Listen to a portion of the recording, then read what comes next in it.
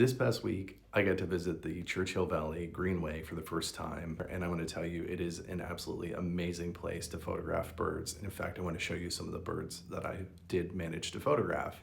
If you're unfamiliar though, the Churchill Valley Greenway used to be the Churchill Valley Country Club. So it sits on Beulah Road in Penn Hills, very close to Churchill. There are lots of what used to be the trails, roads for the golf carts to drive through, which are mostly paved. Some of them are not in the best shape, but they're mostly paved, which makes it a really accessible place to go. Now, let's have a look at the photos that I got. Here's a female orchard oriole that I photographed really right next to the parking lot.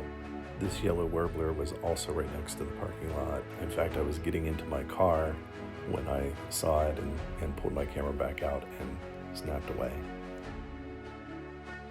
There were also a ton of sparrows. It was mostly cloudy when I visited, but occasionally the sun would peek out. Too, I found a spot where the birds like to bathe and got a sparrow just before it took a bath.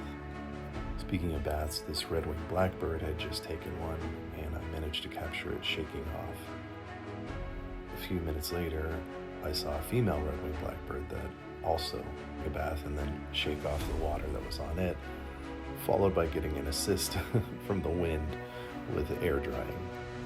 I had the pleasure of seeing and photographing some Baltimore orioles, as well as orchard orioles, though I wasn't able to get very many good photos of the orchard oriole.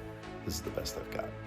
In addition to the birds, there are lots of flowers there and insects as well, so if you're into macro, it's a great spot to check. I highly encourage you to visit, and if you're into wildlife photography and nature photography, then please also make sure to like and subscribe and follow me for more on what's happening in the Pittsburgh area in terms of nature and wildlife.